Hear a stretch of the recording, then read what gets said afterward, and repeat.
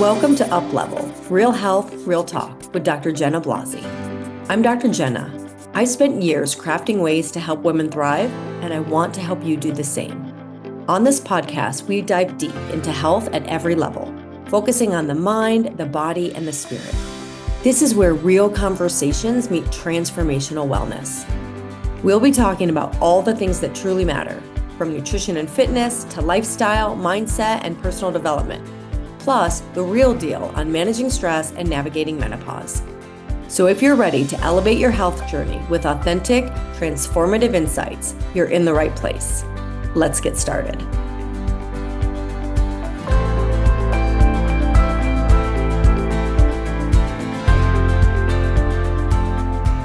Hello, and welcome back to UPLEVEL. This is our 51st episode. I can't believe I forgot to mention it last time when we were doing gratitude that it was episode 50.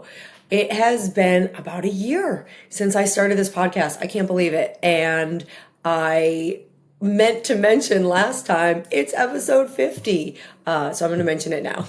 Anyway, today I'm Dr. Jenna, and today we're going to talk about finding joy again and why feeling good is actually a part of your healing journey.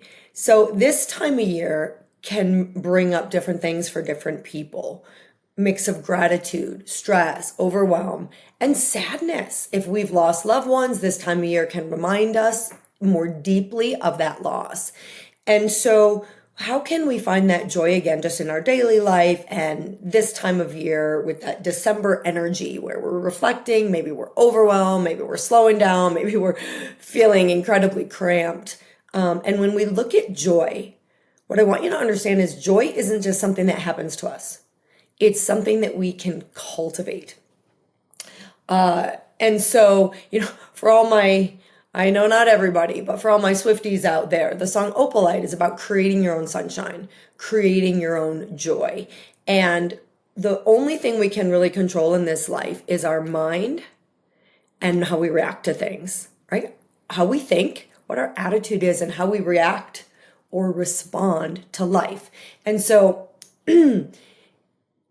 some of you might be feeling disconnected, you might be feeling sad, and the thing is joy can be really quiet at times, and when we become more aware, we can make choices to notice. So today's focus, my intention for our time together is helping you find joy again. Not fake happiness, but genuine connection, energy, and lightness, because connection, energy, lightness, joy, it fuels healing. It fuels health. And so joy is not fluff.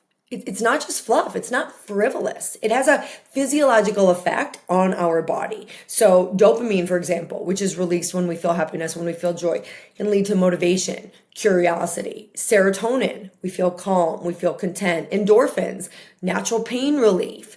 Oxytocin, safety, connection. And so when we experience joy, these chemicals can actually shift our physiology, lower our cortisol, improve our heart rate variability, improve our immunity, improve our digestion. And we talked about this with some of the work of Arthur Brooks last time in the gratitude. Actually, I don't remember if I mentioned him specifically or not, but that practicing gratitude and joy regularly has been shown to increase long-term life satisfaction, emotional resilience.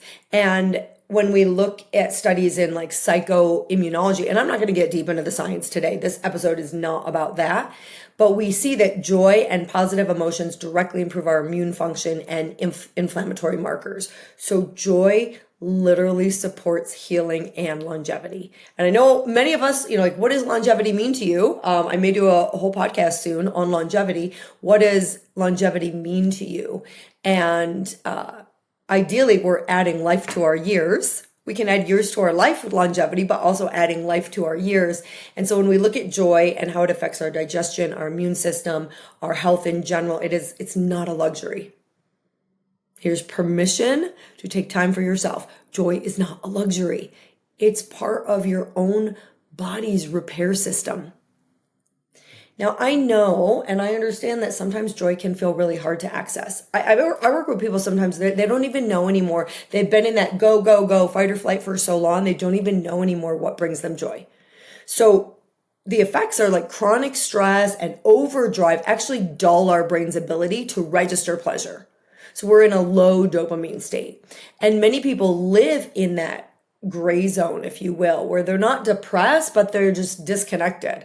It's just a low level discontentment or not feeling happy with life. And so another pattern that I see is culturally, maybe globally, I don't know, but we postpone joy until after the achievement or till after the thing, right? I'll feel good when I'm at this weight, or my hormones do this, or the business does this, or my to-do list is done. I love the book, The Happiness Equation, which flips this whole thing on its head. If we think that we will be happy, or we will feel good when XYZ happens, or we will invest in something when all these things line up, we're always chasing it. We're always pushing it further down the road. We want to flip that. If you want to be happy, we have to feel it now, and then you'll start to take actions of a happy person and you will truly be happy. So the happiness equation goes more deeply into that. But your joy your soul wants to feel that. It's kind of waiting for you to, let it out, touch base with it, give it permission. So I want you to explore different ways to find joy. One of the exercises I've given people over the years, like if you just really have no idea, just do an open journal exercise. So if we look at joy journaling, you can do this instead of a gratitude list, for example. And you can just note like what brought you joy that day and notice patterns. But on a deeper level, I like a stream of consciousness, like what brings me joy in general. Because if you're out of touch with it, just start writing stuff down. And you might need to do this like every day for a week or two to really depending on how buried it is, get deep into what does bring me joy. And then look for those little moments of joy on a day to day. The small little like daily hits of joy, if you will. A song, movement, sunlight, connecting with someone you love. And understand that these small like positive moments actually expand our connection to joy and expands our resilience, our creativity. So these are two exercises that I think are really beneficial, both these micro moments of joy where you're just like the other day, I was sitting down with my coffee in the morning and I just was like holding the warmth of the mug, like feeling into the warmth of the mug and the smell. I love the smell of coffee. And just like taking a moment to pause. And then we could also do journaling around like, what are all the things that bring me joy? Just stream of consciousness.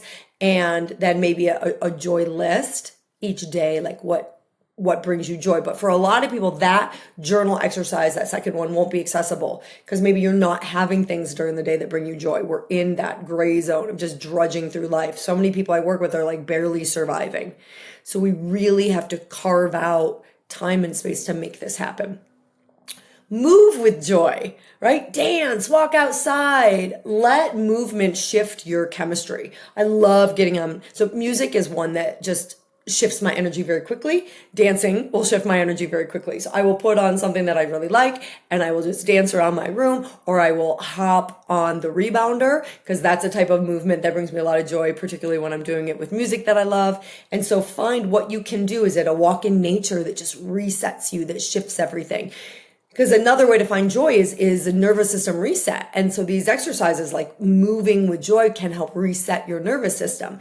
And so this can be also breath work. This could be, getting a massage is like I don't know if we feel joyful per se, getting a massage, maybe. I mean, it's quite lovely, but breath work, I'm just looking at like lighter, there's different levels, right? Of things that don't cost anything but your time and your effort, and then other things that might bring you joy that you have to work towards creating and manifesting and saving, that those are going to happen.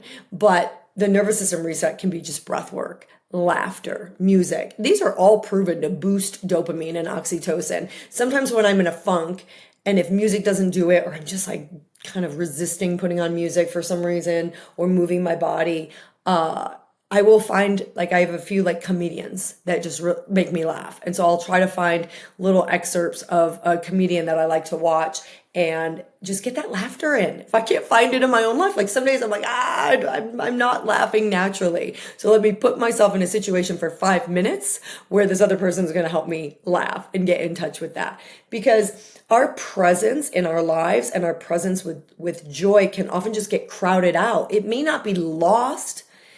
We just have to create space for it. It's just crowded out by all the other things. Like when you're eating unhealthy foods and they're crowding out the healthy foods, and we want to switch that where we have more healthy foods than unhealthy foods. And it's the same with like all of the grind of the things that you have to do during the day. And if you remember some of my attitude talks, I love to shift the mindset around that and say, here's what I get to do. Here's what I get to do. Oh, I have to clean the house. I get to clean the house because I have a family here and they create a mess, and I'm grateful for that. And so setting those boundaries around creating space for the joy to have room to come out is really powerful. And then serving others. Like if you're in a funk, find someone less fortunate. There's always somebody less fortunate. Serve, connect. Helping others triggers oxytocin and is really a deep source of joy to give and to serve. And then going back to my idea of like a stream of consciousness, when I would give this exercise, especially when I used to actually do life coaching, when I worked out at Miyamo Resort and Enchantment, and I'd have people do an exercise where it's like, write all the things that bring you joy and then take those things and put them on your schedule. So when you make a stream of consciousness list of, and again, it might take a little time to develop a list of all the things that bring you joy, now categorize them. Which one of those are small enough that can be done daily? Which are maybe things you would only do weekly, like lunch with a friend or a phone call with a friend? Which might be things you only do monthly, like would you get a massage weekly or a massage monthly? And then which things might be bigger? Like I was saying, like maybe you do a retreat for yourself or a big trip that brings you joy. And so now you've mapped out, okay, what are the daily things, the weekly things, the monthly things, the yearly, and now put them on your calendar. They're not going to happen if you don't put it on your calendar. It's like, okay, I commit to, getting body work once a month, and you get it on your calendar, or once a quarter, or once a week. It doesn't matter the amount because you know your time and your resources. And if you don't, I do a lot of money mindset. If you don't have the actual financial resources for, let's say you'd love to have acupuncture or massage or something more regularly, which is a little more self-care, maybe than joy, although sometimes I feel quite joyful after body work, then set the intention. I start seeing yourself every day. Every day start seeing yourself getting a massage weekly. Like if that's what you would like to be able to work up to. We want to start to visualize the life that we want. We don't know the how. We don't have to know the how because the universe, everything is created twice. First in our thought and then in form. So if you want to be living a certain way, you have to start visualizing it and feeling it and really believing and expecting it's going to happen. And then the how starts to show up. Great. So that's a whole other topic. You can go back and listen to, I think I have a manifestation podcast, but I really encourage you to take these joyful things and put them on your calendar. And if there are some of those bigger ones or things you'd like to be able to do more regularly, start visualizing it could be a time constraint where you're like, oh, I'd love to have lunch with a friend every week, but my schedule is too crazy. We'll start visualizing having that lunch every week. And at the end of every week, say, I'm so happy and grateful that I met with a friend this week and had an amazing connection and time. Even if it didn't happen, you're training your brain. And then it's really just a matter of time before it does. Like if you really understand this process, which I'm not going to go deeper into today, it is just a matter of time before it does because this technique works. Okay, so let's just talk briefly about the actual practice of reconnecting. I've given you a lot of different ideas. Now I want to kind of scale it back and give you kind of 3 what hopefully feel approachable. If none of those other ones resonated, and you don't have to do these 3 that I'm about to say, you could do any of the other ones that I talked about already. But let's break it down to sort of 3 approachable steps. And again, you can pick 1, you can pick 2, pick 3. Number 1, savor one thing daily. Number 2, move toward what feels light. And number 3, reframe joy. Reframe it as healing fuel, not as something that's inaccessible to you or that's fake or fluff, but that it's actually healing fuel. So number 1, savor one thing daily. Like like with my cup, like that's not a big thing. Like a tea ritual, a coffee ritual can bring a lot of joy. I alternate my coffee, my tea, my raw cacao bliss, and just really savor those moments. I might put on frequency music and just be with that experience. So savor one thing daily by noticing. Notice, like I mentioned, the warmth of your mug, or sunlight, or a laugh, or your breath, or the smell of your children, or whatever it is that you feel that you can savor, because the nervous system, which we've talked a lot about in previous episodes, it learns safety through these little moments of being present and allowing yourself to go from go, go, go, I hit the ground running, sympathetic mode, to rest and digest, parasympathetic mode, restoration. Number 2, move toward what feels light. Ask, what gives me energy? And do one small thing that honors that. Because so many of us are doing so many things during the day that drain our energy. We want to expand, and joy expands when it's aligned with what is true within you, not obligation. And it's funny, in my business coaching group, we were discussing recently a time audit, and where you look at, like, in 15-minute increments over a 2-week period of what's a typical week for you, the activity you're doing, and then the yield of that activity, and then you put it in green or red. Is it draining or is it energy giving? And most of us fill our days with way too many things that are draining, and there's not the green things. So start adding those in. You can do a time audit if you want, but really this is a mini version. Move toward what feels light, what gives me energy, and then do one small thing that honors that, like moving your body, listening to a comedian, like whatever it is, taking time to have a cup of something nourishing, and then go to that. I also want you to really focus on that bigger picture. What would light and how I really want to live and how I really want to feel, what would that look like? What could I start manifesting, start visualizing, start expecting, as far as those bigger pieces of how my schedule can maybe rearrange itself, and how my mindset can shift towards these goals of how I really want to live, how I really want to serve, how I really want to connect. And then number 3, reframing joy. Because again, I think we might think, it's overrated, or it's just fluff. And so when you notice that guilt, for example, creeps in, I should be doing more. I got to get those holiday cards out. I should do this. Really? Should? Like, what can you scratch from that list of shoulds? I've joked before, I don't send out holiday cards. I hope people don't think that means I don't care about them, but that is it's just not where I want to put my energy. And I appreciate the ones that I receive, but that would add a stress that I'm not willing to do. Maybe someday that'll shift for me, but I don't put that pressure on myself. And if people want to judge me or drop my friendship because of it, they maybe weren't the friends that are the right friends for me anyway. So where are you shoulding? I should do more, I should do this. And just remind yourself that joy is actually productive. It's fueling your health.